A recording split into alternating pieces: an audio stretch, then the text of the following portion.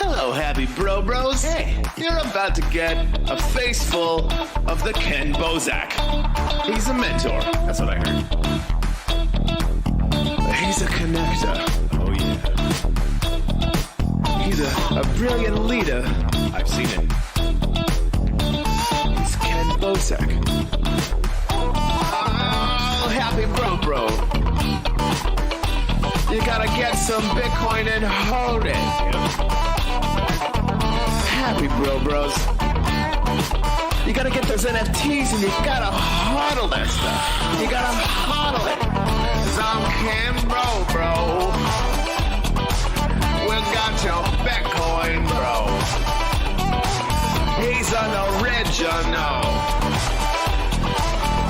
Buy some NFTs and hold them. How many times does he have to tell you? Going to the moon. We're going to the moon. We're going to the moon. We're going to the moon. Going to the moon. We're going to the moon.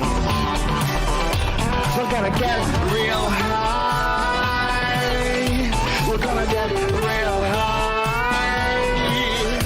We're gonna get real high. We're gonna get real high. Yeah, we're going to the moon. We're going to the moon. Bro, we're going to the moon. Oh yeah, we're going to the moon. We're gonna get real high. Real high. Yep. Real high. Hello, happy bros. Come get some Kenn Bosak.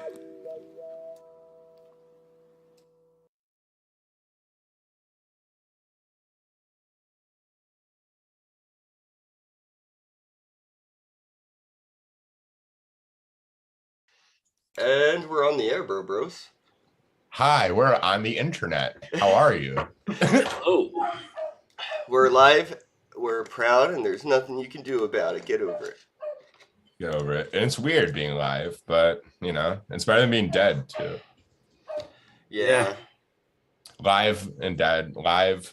All right, you guys go. I'll stop. That just that feels like that, when they say, he woke up dead. Like, what? No, wait, yeah, it's like, yeah, that's a double negative.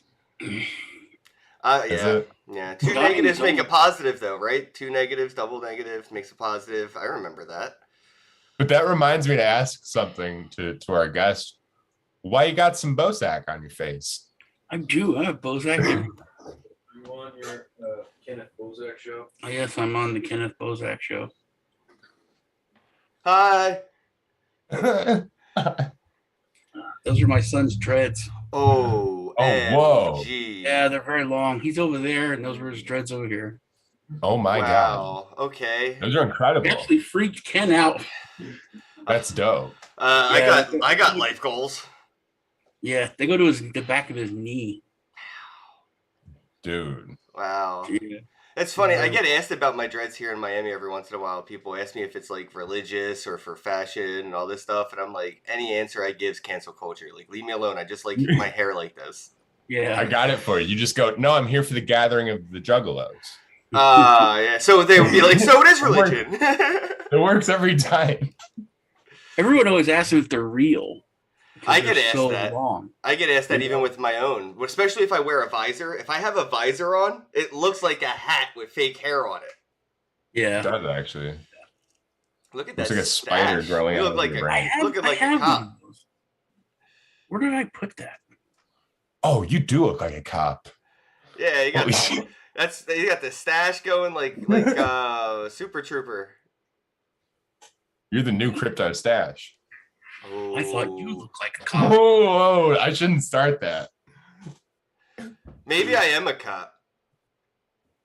You do look like an undercover cop, man. I could see That that. sucks. Jim Flanagan just bought VIP tickets to Shitcoin. See you there, Jim Flanagan with a $50 super chat. Hold on, time The out. football player was he? He used to be an NFL player. All right, Jim. Hey, Jim, He I used to play love for the you. Chicago Bears. I am going to. You see this? You see that big Ever. old glob of dab there, don't buddy? I'm gonna do a big old dab in your eye. Wax on. So this goes out to Jim Flanagan. Shout out to the Litecoin fam. You know, everybody out there huddle in the LTC. Yeah, you know me.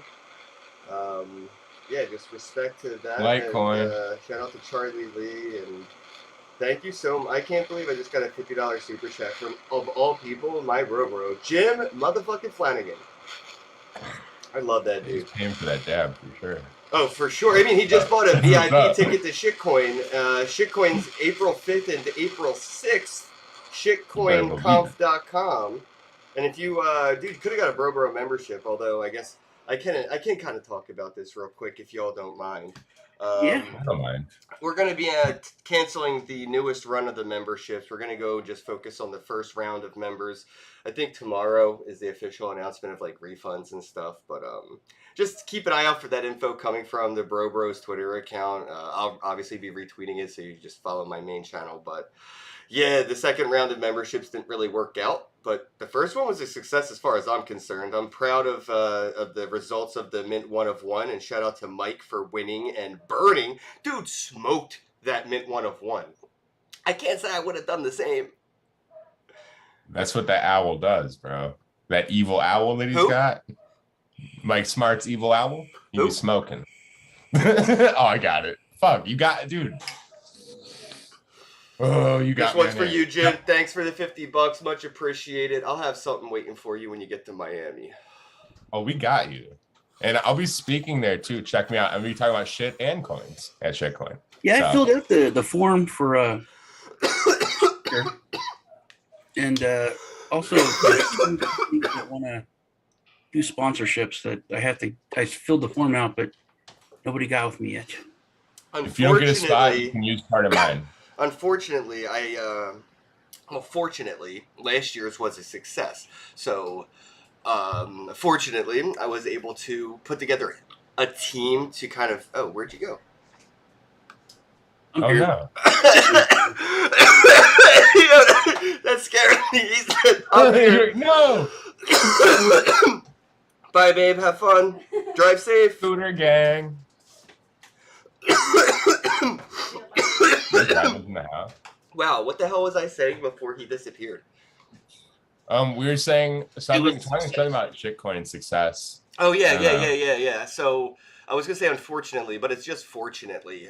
We had a lot of success last year, so this year I could afford to, really get a team together. And there's people managing the sponsorships. There's people managing the speakers. There's people managing the booths. There's people managing the virtual event. Like there is a team for everything, and like a team for that team, and so everything goes through channels now at this point, instead of just being like a first come first serve makeshift kind of shit show. Really trying to put like the comfort effort into this one, like with a real organized team. So I do know people that have hit me up saying they're interested in sponsoring and they haven't heard anything back. It could be because we don't need it now. We've had a lot of interest, or we're not interested. Roll me wrong. Or whatever. The team behind Shitcoin is pretty big at this point. Jerome, he does a lot You of the better virtual say what's stuff. up for me. Jerome! What up, bro? What's up? What's up, dude? I can't wait to see you. I'm about to cry. I love you. How have you been? I just totally interrupted. I don't even know if he can hear I you. can hear him loud Oh, and okay. clear. He's so loud. Can't wait. Where's for Sean? Shitcoin. Sean, come back. So yeah, I'm here, man. I'm having some trouble with my camera. I would just say Oh. resubmit if you wanted to be a speaker. Just maybe spam the team with the submission, or DM me with the sponsorship info on Twitter, and I'll see if I can get a direct contact going. But I got Okay. different Spamming people the working team on works. different things. That's always fun. Just spam them. It'll be great. They love it. too. Yeah, especially in Telegram. Join my Telegram. Spam me in there. We love that. It's awesome. I wake up to over 100 missed Telegram messages a day. I believe it. It makes me thankful that nobody uses my Telegram There you channel go. because I see what you have to deal with. I'm like, oh, All right, what's up, bro? Have a day. Have a day. Rome. So yeah, man. So have you come to a definitive decision on whether or not you're going to be able to make it to the physical or the virtual shitcoin conferences? It's virtual. My doctor told me I can't go. Okay, but it's cool though. I'll still be in the metaverse with you. Cool, man. Cool. And I got one of the sponsors, Kanaloa and Vulture, going to send a bunch of swag with rice so that he can give it out down there. Oh, awesome. Okay, cool. All right. See if they have any virtual swag if they want. A lot of projects not sure how to utilize NFTs, and they don't have to sell them. They can just airdrop them, give them away, make it parts of like swag bags. We have a Marvel comic artist, so Oh, that's dope. Want some NFTs, man? That'd be cool. Yeah, I would make sure that you shout out your artist in the NFT's description, and yeah, man, we can give some of those NFTs, from any sponsors away in like the virtual side of things. So in the metaverse, we can still give away some NFTs, just like when people show up physically and they get like, a tote bag. There's virtual ways of doing that. We'll do that. The team is in Spain right now at the big Avalanche meetup or convention, but they'll be back in a few days. They're sponsoring the biggest after party there. I know that. Yeah, this is why I'm happy that we're doing virtual events, because a lot of people can't make it to the physical ones. A lot of people have hit me up and asked me if we're doing a virtual one. So yeah, if you're watching, you see Token Gamer in the chat. That's Jerome. Hit up Token Gamer. Jerome does a lot of events in the metaverse, all different metaverses. So if you like, virtual space hopping, sort of like a bar crawl. he does that all the time, going from different plots to different lands to different places. So check out Token Gamer. Twats. I thought you said twats. Oh. I could have said twats. I don't know. Crawls around to different twats. Sometimes. Yeah. He'll say it. Yeah, so I guess I just wanted to see, catch up a little bit with how you've been, how you doing, anything in the crypto news that's caught your attention lately? I don't like how things are going. I think that the whole Ukraine thing and how governments are, they don't let no crisis go unused. I think they're pushing the CBDCs. I think everything's going to be accelerated now with this, the whole cashless society and everything. I think they're jumping on it, man. Yeah, it looks like the U.S. government's going to go pretty hard after stable coins. A few years later than I thought, but I definitely seen that coming. Definitely before any of the other coins. These stable coins, low hanging fruit. And it's competing directly with the U.S. dollar, so it is everything wrong. That's the low-hanging fruit with them. So, I think these centralized stable coins are going to be some of the first to fall. USDC or whatever, Tether. And what does that mean for the space as a whole when we start to see these? Yeah, I think it's going to send some ripples. Yeah, man. Tether's huge for sure. The market cap, if you look at the amount of money that flows through Tether on a daily basis, it's incredible. Well, I don't know if those people are going to cash out. I think what this could cause is a domino effect to, jumping ships to eventually land on a more stable one like Bitcoin. So a lot of the people that sit in stable coin backed by Bitcoin, which it does make a lot of sense. You know what I mean? That's what I think might come of this. They're claiming runway for a government stablecoin. We are going to have this is going to be a bloodbath. When Tether falls, and it's going to hurt. It's going to send an earthquake through the whole space. Everything's going to be fucked up. But we created it. We created a central bank within crypto with Tether. We allowed it to happen. Every exchange is put onto it. We did it to ourselves. So, all the crap we're going to have to go through, when this shit hits the fan is our own fault. Do you think that they're clearing the runway for a government issued and controlled stablecoin? Absolutely. Because that's my first instinct when I hear this. I'm like, oh, well, obviously they just want to phase out the existing ones so that they can have the one. Yeah. And then also, I mean, to go even further, like a world one, that they could sell as, like the Earth coin, something that's not even supposedly connected to any government, but they're all just so terrible, man. They're so terrible and so dirty. Yeah, what was that? The Petro? Yeah, DNB, different Petro, but the petrodollar is toast. Potentially, with what's happening with Russia and potentially now with China and the petrodollar, yes. But do you remember the Petro cryptocurrency? Yeah. Where was Venezuela? Venezuela, yeah, they came out with their own cryptocurrency, did an ICO, and it was a government issued scam. Yeah, and it was something like it's all backed by a barrel of oil, but then they have. It was all backed by one barrel of oil that they lost. Yeah, no, they're like each one is backed by a barrel of oil. We have 20 billion, and they're like, so you have 20 billion barrels of oil, and they're like, fuck, we should have done the math first.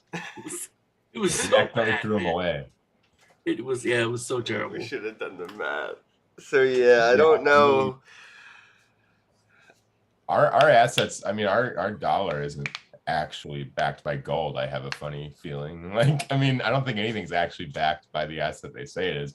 Except Indian housewives.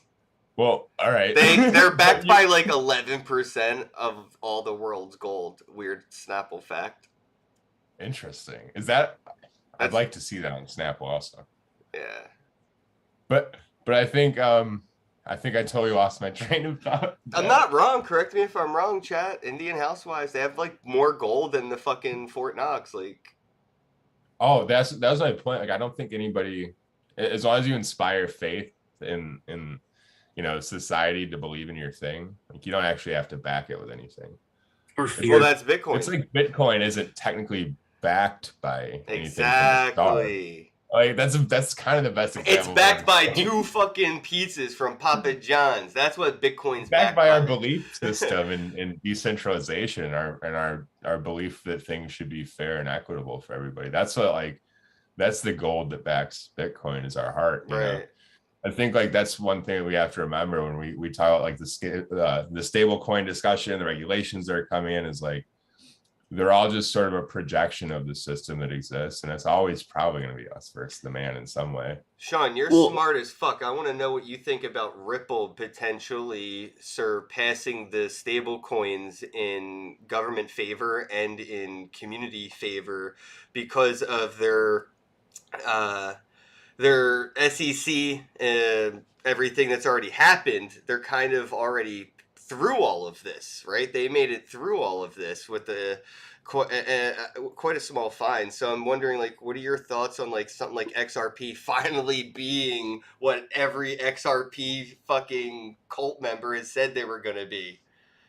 What every thought it was going to be. I don't know, man. It was XRP's always been like that, the dirty little secret that you keep in your wallet, that you don't want to really talk about. But I remember when it first came out, I was like, dude, this is going to make so much money.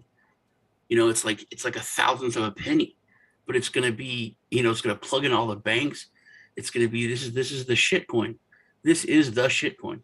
And everyone, it's like that. No, they're talking to American Express. You got it. This is something you make some serious money. Everyone's like, no, on principle. It's like, principle, man. You can make money off of like supporting war and killing people, and this is just kind of a fucked up system. And then BitBoy, he's 1,000% XRP. But you got to admit that they did a lot, man. They stood up to the giant. They fought back. And they could have just laid down and then played ball, got their fine, and moved along quietly, but they didn't do that. And I think it's really good that they didn't do that. I think it's good that they fought and that they I think that they sent the message that you can't just push everyone around. You know, there is money and power in this space that will fight you. Do you think that they're going to pop out a stable coin? Like, do you think that XRP is going to come out with like a stable coin from their little organization, from like the Ripple organization? And since they already battled the SEC, dollar USDX, XUSD. Yeah, like something. I mean, do we see that in the next few weeks? Kind of like backed by $1 worth of XRP. I mean, or backed by like a certain percentage of all the banks in their ecosystem. Well, that's what I'm saying. Like, if they created like a pool with all the banks, because they have like these like codes. So they have like codes that designate like what areas you're sending them to and certain things. Like they're totally set up to be used by banks. I saw it at the start. Like the first time I actually used that network to send funds somewhere, I was like, oh, this is interesting. There's a new battle within banks. These people are terrible. The institutions are terrible. But they're still like small banks. They're still family-owned banks. There's still credit unions. There's the lesser evil of the evil, and the big boys and the elites. They want to crush those last little bastions. The last little glimmers of goodness. They want to kill them.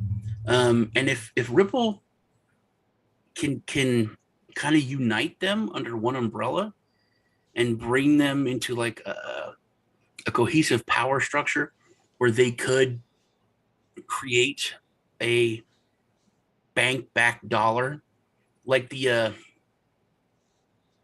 the FDIC, and then there's with credit unions, they're backed for a certain amount of money, but it's not by the FDIC, it's by something else, some other United deposit insurance thing. So there is precedent for them to do something like that, and then to actually come out and be a legitimate competitor against the US dollar. That would be really interesting to see. And I know people would support it. I mean, I would. It kind of the lesser of two evils, but Yeah, it's definitely something. If you had money that was backed by some small banks versus money that's backed by Russia, China, or the United States. I mean, what are you going to choose? Yeah, I mean, at the end of the day, we're just deciding how we're going to engage with the bigger system that is probably the necessary evil in the room. Like, so yeah, like whatever delivery mechanism we have to like get us to the value and then back to our families. That's what's important. I don't want to support anything nefarious either, but I'm not sure like what our options are at some point either. Yeah. I think that's part of this is they find where the water's leaking and they lock it down, and it'll spring a new leak in a few years and they lock it down. And it's our job to keep engineering around them. Canada did that shit and Trudeau did that. That was the worst time. That woke so many people up to just the evils of centralization and the evils of what a CBDC could be. Yeah. When the Canadian government started talking about, hey, if you don't get your shot, then we're not going to cover you with a universal health care for some things. And then even the ultra statists were like, whoa, wait a minute. That means that you could do something because I smoke. Or you could tell me I drink too much, so you're not going to cover this. You're messing with me now. I've been a loyal, statist and taken every shot and worn every mask and did everything you've said and mandated everything. And, I haven't worked and I've been happily just taking it up the butt. And now, and now I can get hurt. What? That's not the way it's supposed to work. But that's the way that it does work, man. So I think that woke a lot of people up. Like I said, just to the dangers of centralization itself. Yeah, I mean, that in a lot of ways is like the definition of tyranny. Like you're you're inspiring fear in the people to get what you want. I mean, and I don't want to call it fascist because there's so many horrible things that have happened under that term. Like it's kind of unfair, but like at the same time, like it goes towards the direction if you keep kicking the can to the next logical conclusion, that's the point. Eventually it gets there. Because you have to, we've always asked ourselves, growing up, how did they let it get to that point? How did they, and I think it's just because of what you just said. Well, I don't want to really call it what it is because it's so bad, the end goal, but that's the road you're on, man. That's the road you're on. Yeah, it's tough because there's this intersection between like real life, being appropriately sensitive, and then policing how we speak and act and all this. Like there's different sections of how that looks in society, and like I'd like to see a more reasonable attempt to kind of make all those things work together. When you see governments doing stuff like that, it sends a very clear message that, hey, we're not really concerned with how you, like what you think or how you feel. Like this is the way it is, and that's never going to allow for people to truly improve. So I mean, it takes away all the traction that anybody has as a human naturally. Sean, what do you think about community coins, and these social experiments we're seeing being played with Bored Ape Yacht Club? They have their ape token now, and they're giving it utility in like the real world and in the metaverse and all this other stuff. Do you think they're going to be a part of like that steamroll? A friend of mine sent me an article. Chris Maz, he on Hershey, Pennsylvania. Hershey Park. Kenn? Yeah, I've been to Hershey Park, I think, once. Yeah, of course, people don't know about it, but so they've been closed, but they're reopening, and they're going to reopen cashless. Oh. And when I read that, I was like, I bet you they're going to have Hershey dollars. And at the entrance, they're going to have a cash machine where you can put in your cash and get gift cards, Hershey gift cards that are loaded up. So they're going to take debit cards, credit cards, and Hershey gift cards. And that is a local currency. That is, a company, which is basically like a little town, and everything in that closed off town, gated town is making their own money. And it's not that far-fetched because we're looking at, like Miami coin and all these different cities coming out with their own coin. And I think the more that do that, the key is, like you said, to have a settlement option that's not a dollar, that's hooked to Bitcoin, that's hooked to gold, that's hooked to something else. And then when that becomes the choice, I think that's when everything will fall into place.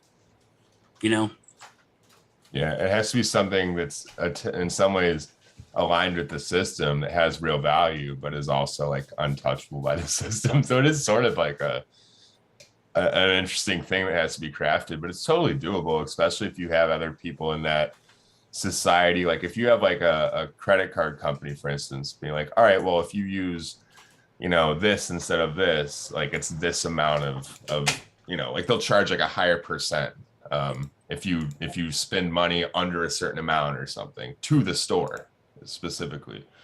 So like if you have societies realizing like our small town could like cut back these like entire, like all these fees from credit card companies taxing the town from this and this and this, like somebody's gonna realize that the entire town collectively could save like 15% of their money or something in a year by eliminating all the outside finance people. And there's going to be something figured out of that. That's how things were supposed to be run. That's one of the creation of the United States was so brilliant, and it was so different. It was radical. It was a radical idea.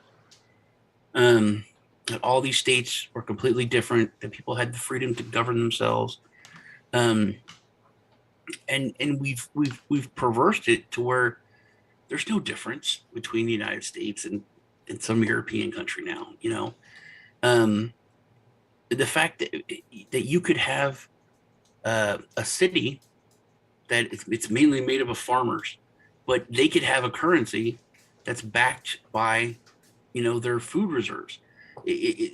Where you bring governing down to a much smaller, much more local level, it takes away the power of big government. It gives power back to the people, but people need to take control of their money again, and that's where.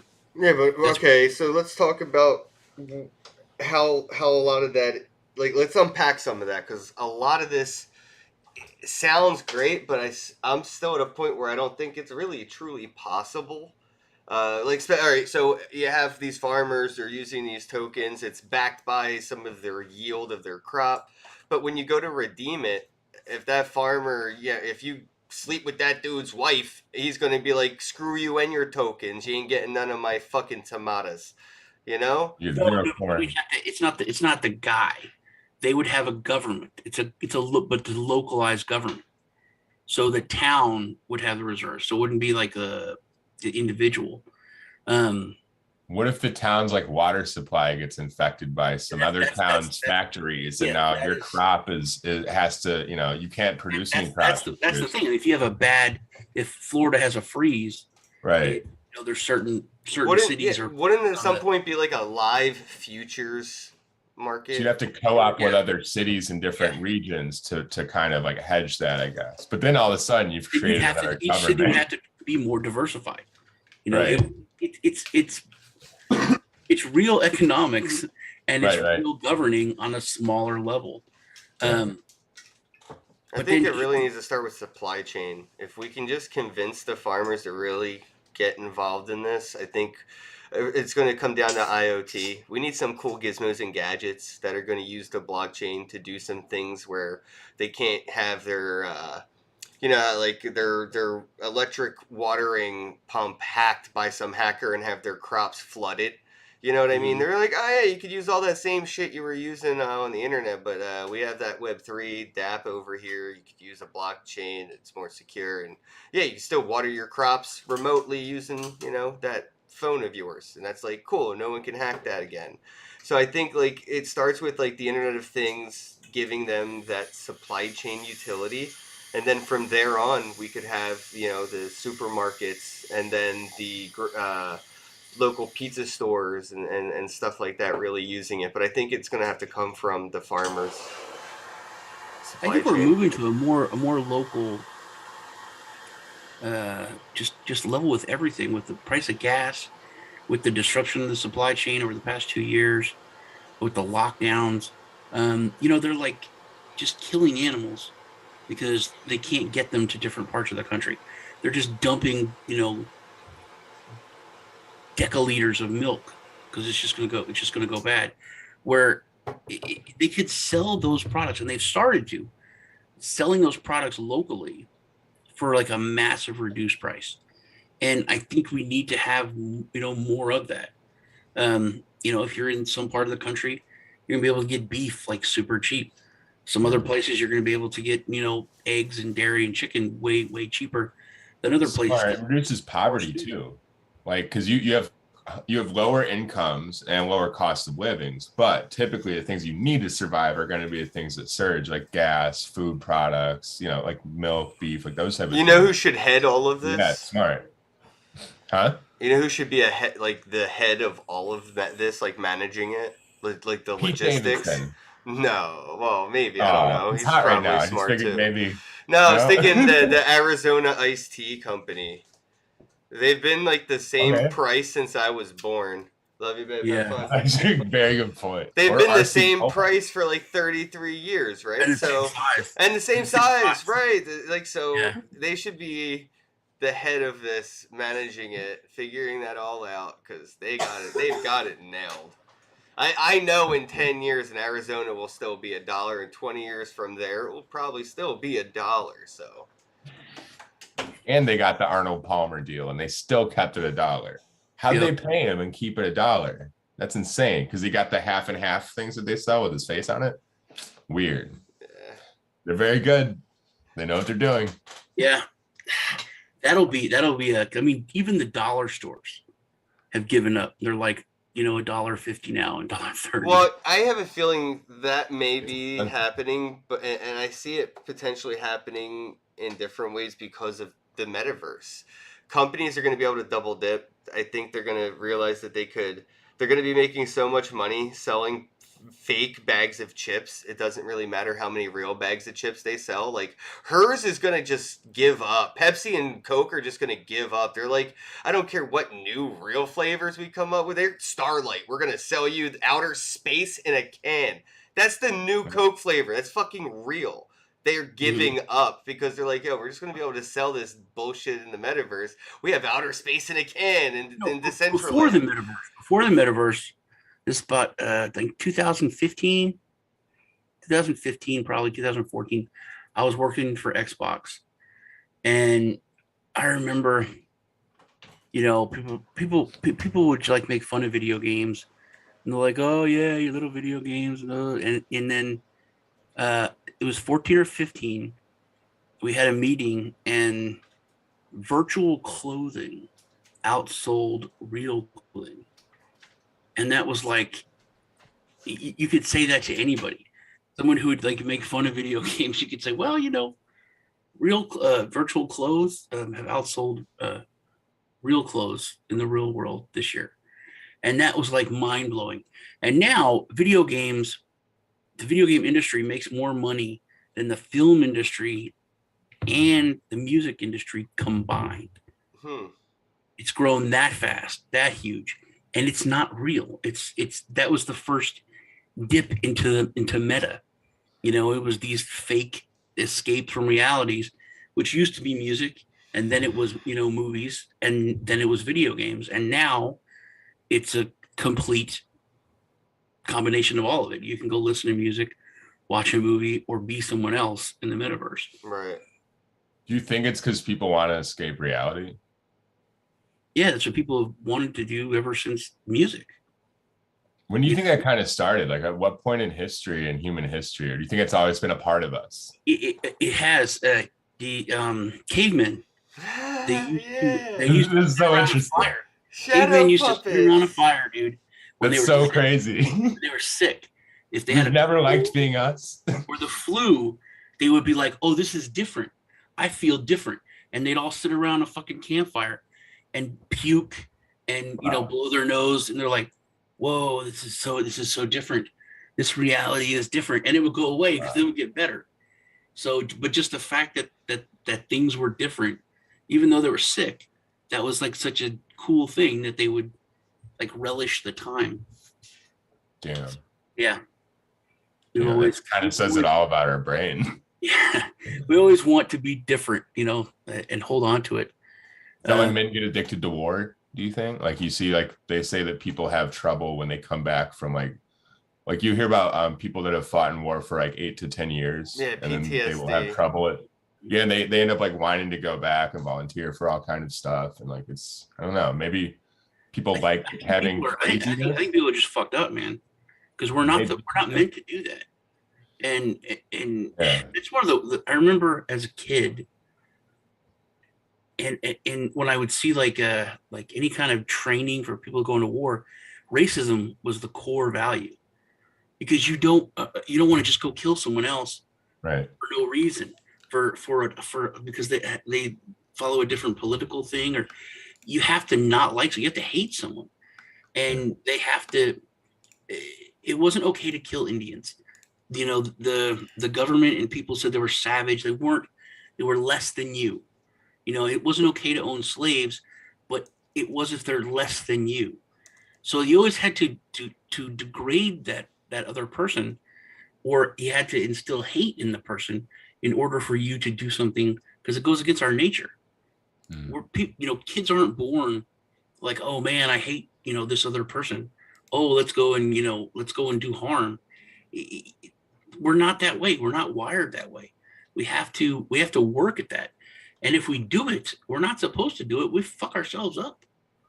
Like they say, if you kill someone or you do something, you lose a part of yourself. Absolutely true, man. Yeah, I don't know. I never killed anybody. I think I did. Like I could have. I don't know. I've done some crazy shit. I just don't look back. You know what I mean? Do something crazy and don't look back. I don't know if they died or not. I didn't look back. How you drive, huh? Right, exactly. Good luck, everybody else. Gotta merge now. No, but I mean, I think it's true. That got kind of deep. I like that. But it's interesting just how we are as people, because I keep pointing back to a lot of the problems that we have in crypto and blockchain, Web3, whatever you want to call it, depending on the day. And you know, it's like a lot of the issues that we have or that we see are really just a reflection of our human nature. Yeah. Even the need for decentralization or trustlessness, like that's just a reflection of who we are. Well, that's why I don't think there's going to be we don't trust and we can trust it. I know, that's why I don't think there's going to be like the one, like Bitcoin's the one. It's like, is it though? Because like Litecoin's got their community because that's the people that vibe with it. One. Like, it's going to be vibes, not tribes, but vibes. Yeah, man. But that's, I mean, tribes are vibes, you know, it's like-minded vibes, you know, in community is what your tribe is. And that's what a lot of these different community tokens are. And I don't know. I think, you know, we're going to see a lot more pushback from these, you know, countries like the United States and stuff like that. And I think, you know, the more experimentation we see happening in places like, what is it? Not is it Venice? Who was it that just legalized El Salvador? Yeah, El Salvador just like legalized Bitcoin as like a national currency. As we see more countries experiment with that, we get closer and closer to a real paradigm shift, globally. Well, that's what scared, you know, Hillary Clinton so much, because, you know, they have this iron grip, and the countries that they think, oh, you know, they're so stuck in our grasp. Those are the ones who like literally don't have much to lose. They're like, fuck it, man. Let's give this a try.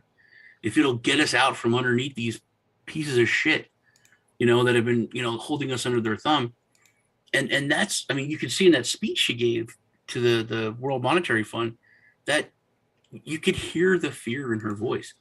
You know, well, these smaller countries, they could be destabilized. And like, no, man, they're not. You know, their currency is becoming much more stable, you know, by moving to crypto.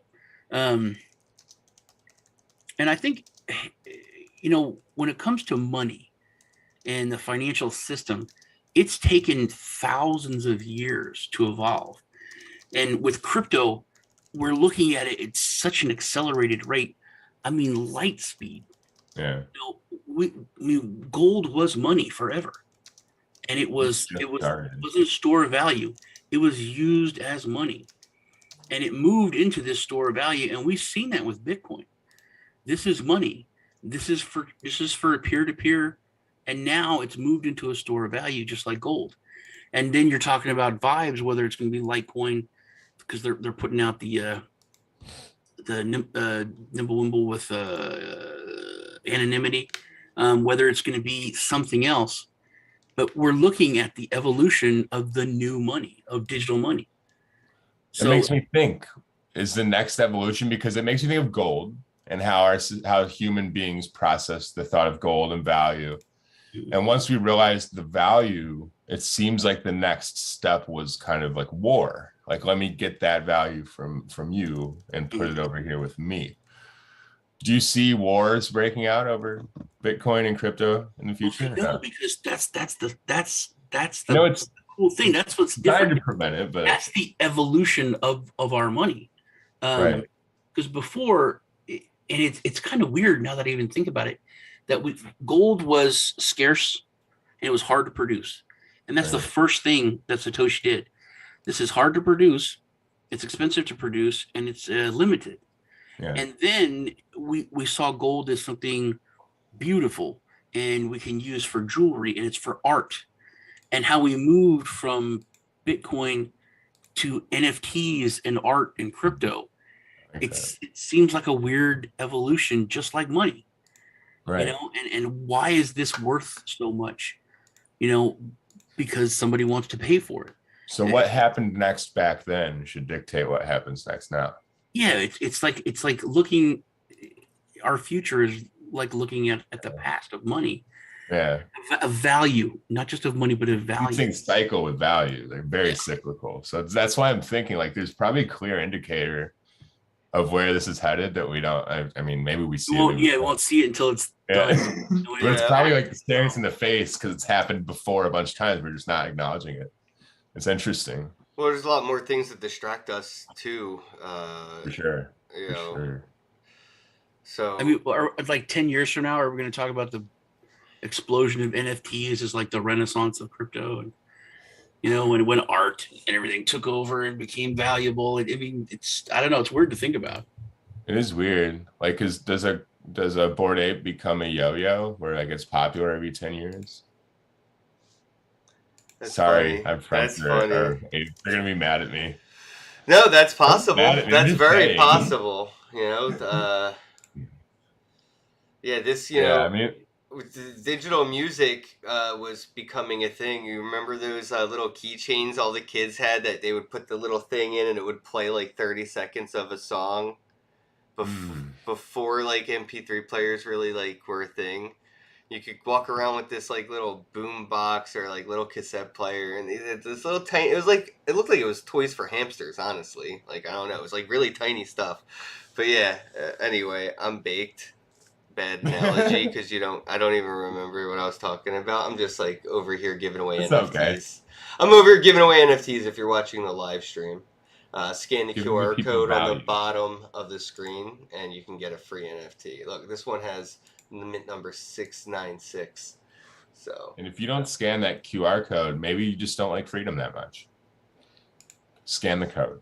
That's what I'm saying. Dude, I don't even want to get into it because these ain't even free unless you already have a Wax wallet. I was trying to give people NFTs the other day, bro.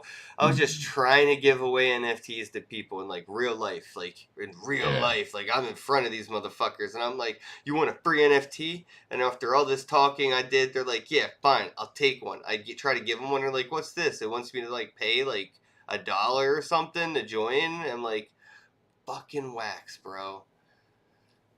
Yeah, that's annoying, dude. It really is. It really is. Once somebody gets on Wax, they're like, "Oh, this is so much easier." Yeah. Oh, this is so cool. This is, Yeah, because like my cousin ruined it. Like my cousin's like, "What's this OpenSea?" I was like, "Dude, if you want to buy an NFT, it's gonna cost you like $80 just to buy it without paying for the NFT." And she's like, "Fuck this, man. This is stupid." And I was like, "Go to Wax." I'm like, "Oh, I just did all this stuff for this Ethereum and with this MetaMask, like just get a Wax address." And then she finally did it and she was like, "Oh man, I can make an NFT. I understood, this is cool."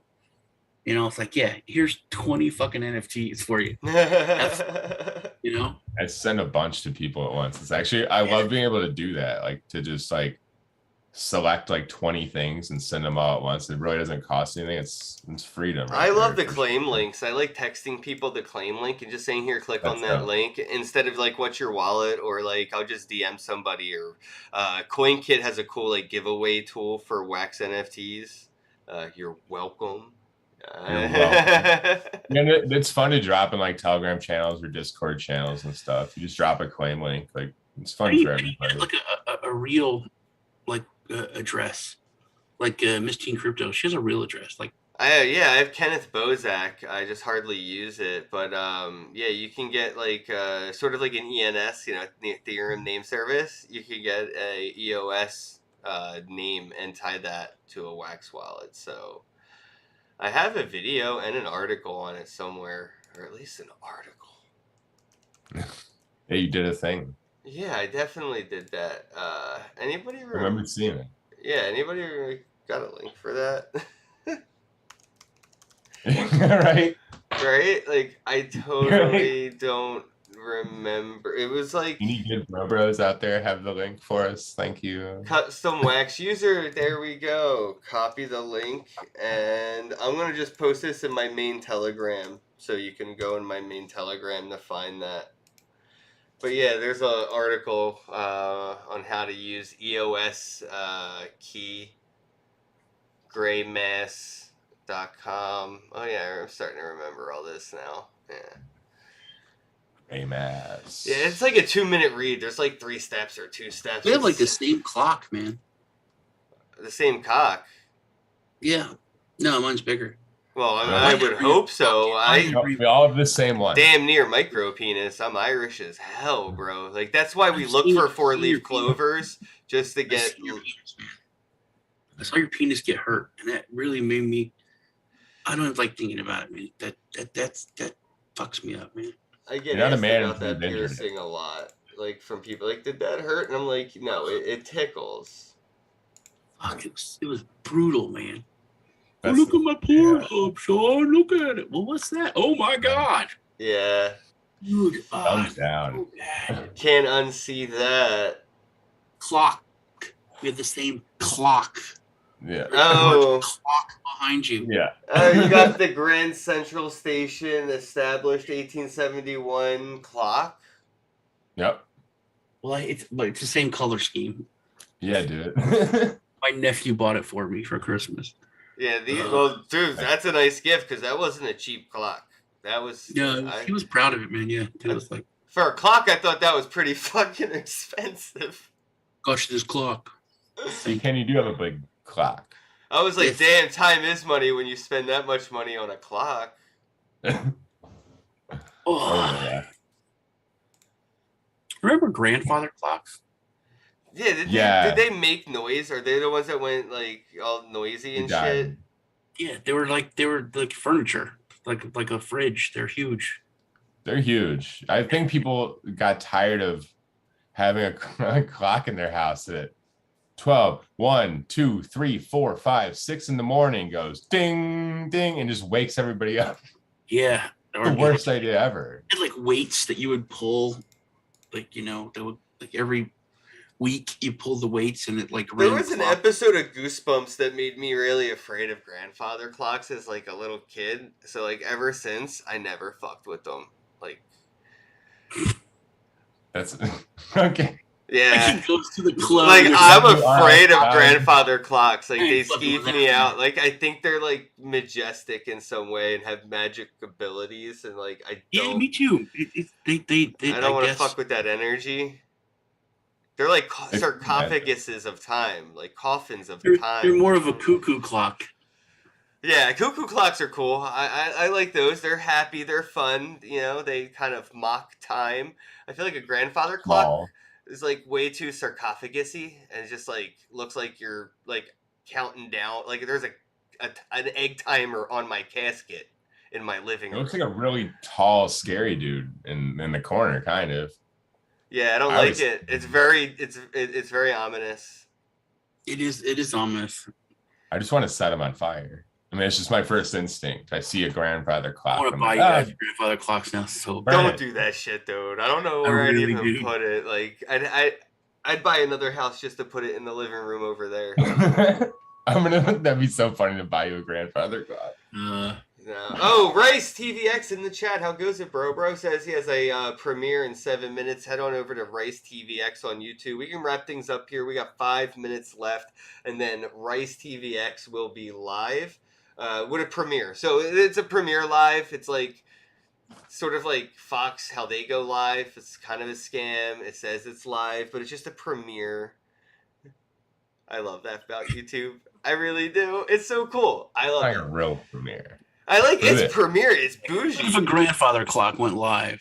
If the grandfather clock went Live with Grandpa Time. check Yeah. out Race TVX, bros. PFC Wells, yo, thanks for joining the live stream. Much appreciated. What up, DJ Satoshi? How goes it? The Deadwood.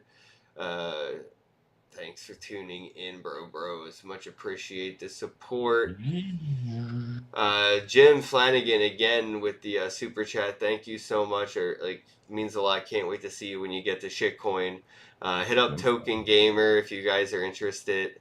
Oh, hi, bro. Dimitri in the chat. How goes it? Art Officials. Shout out to the Dingleberries up in here.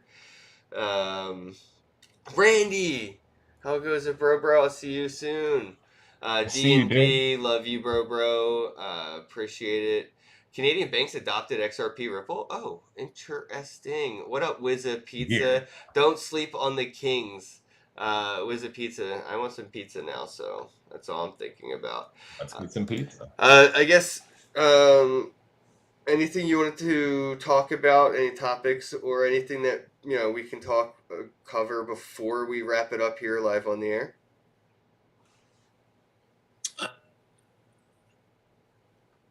Check me out on Fridays, Rice TVX, and my channel. We do the Crypto Rewind. Thursdays, World Blockchain Roundtable. On Dragon Chain, which this week we're doing a show on social media. I think Beatles is going to be there, which will be cool, hopefully. Oh, I love that guy. Like and Lisa's going to be there. It should be a good episode. Hell yeah. Yeah, man. Tune in. Shout out to Beatles. Much love. Rice, thanks for tuning in. Check it out again. Crypto Rewind, Satoshi Roundtable. Charlie G, what up, bro? How goes it? Good to see you in the chat, man. Hey. Was lazy watching on Twitter. I feel you. Everyone hops over to YouTube to get into the I'm thinking chat. about grandfather clock, but it's It's just clock stuck. is pizza face. So Oh, I have a lot of Yeah, artists yeah. out there. Can somebody just make a grandfather cock clock with something to do with pizza as the clock's face? the pizza face. A cock as the Grandfather's pendulum, and then maybe like an Oh, yeah. orgasmic moan at midnight, kind of a sound it makes. I don't. Some artist out there that's watching this, please create this for me. Yeah, at midnight it makes 12. Just like the most obnoxious version of that. There's only like one artist I think that could do this for me. Robert, Bonehead. The Oh. yeah. Please? Can we Yeah, please see that? That motherfucker could do it for sure.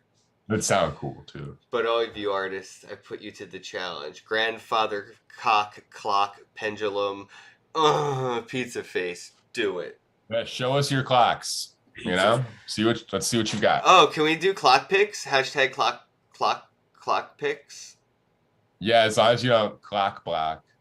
Yeah, don't clock block. Oh man, hashtag clock block. All right, hold on. We're doing this. Hashtag Clock block. clock Not a block. good idea. I just want to see like good ways that you block clocks. Don't Yep.